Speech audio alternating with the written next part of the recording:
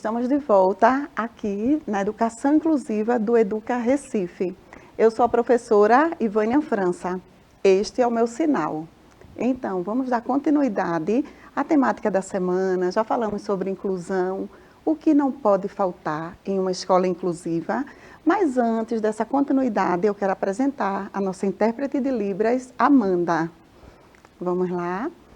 Falamos no nosso último encontro sobre sensibilização. Então, na escola precisa ser um ambiente sensível, porque isso acarreta com empatia, com respeito, e os estudantes, eles ficam muito mais afetivos em sua troca de experiência e dando uma qualidade muito melhor na aprendizagem. Então, um movimento sensível garante tudo isso. Vimos também sobre o trabalho cooperativo. É muito importante esse trabalho cooperativo. Ou seja, todos os profissionais envolvidos, de fato, eles precisam desse engajamento. Não só a professora da sala regular, que precisa contemplar essa inclusão e esse acesso ao estudante. Todos que convivem naquele espaço precisa, de fato, garantir esse acesso para que o nosso estudante permaneça na escola. Mas vamos dar sequência com a temática de hoje, que é a acessibilidade. Podemos definir a acessibilidade na escola como adaptação de metodologia e espaços que visam a inclusão de pessoas com deficiência. Então, esse espaço, ele precisa de fato estar adequado. A metodologia precisa de fato ser contemplada de maneira específica para que atenda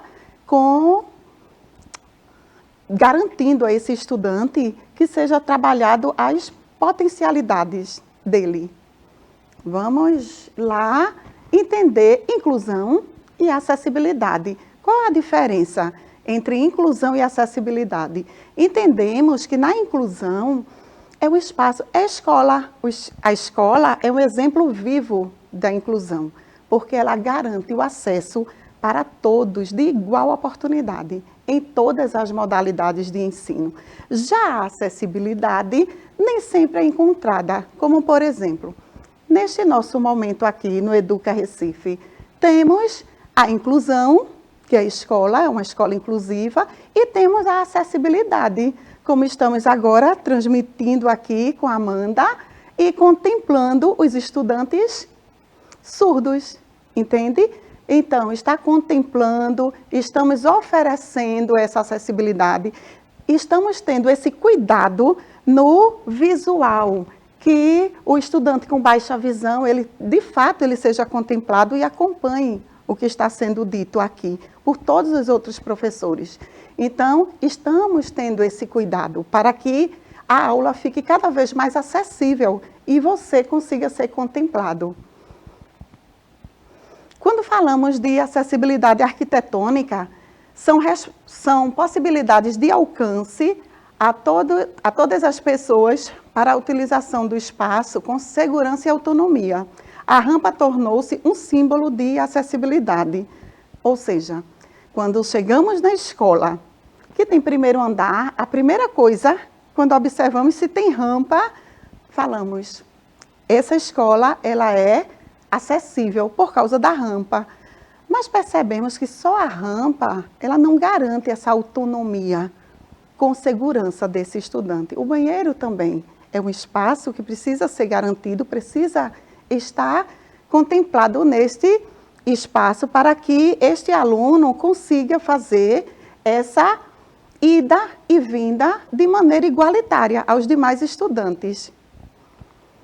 A acessibilidade metodológica é a ausência de barreiras nas metodologias e técnicas de estudos. A educação inclusiva deve focar nas potencialidades de cada estudante. Então, quando falamos em focar, é porque cada estudante, como já falamos em outros momentos, cada um é ser único. Então, ele precisa ser, de fato, alcançado. Mas de que maneira vamos alcançar esse estudante? Focando nas potencialidades deles e não nas dificuldades, entende?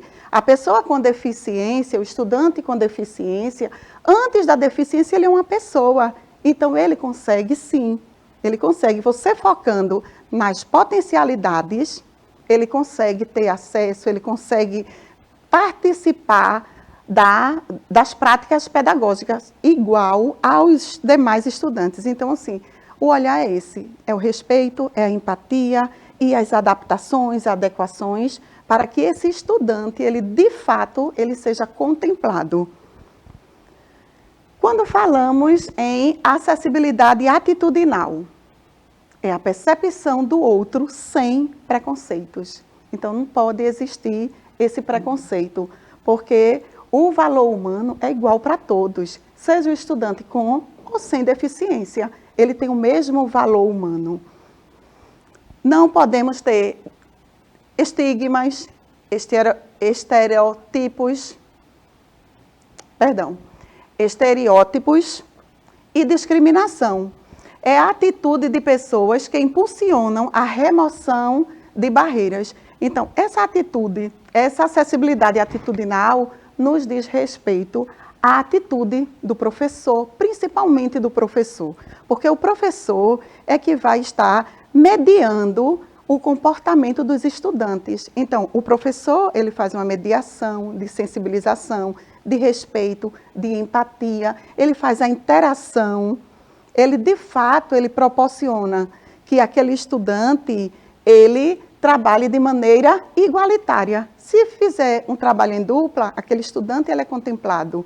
Se for em grupo, então, enfim, ele está sempre promovendo a igualdade, todos com o mesmo direito de experimentar as mesmas vivências. E a acessibilidade na comunicação? O que podemos entender de comunicação? Será que a comunicação está voltada só à oralidade?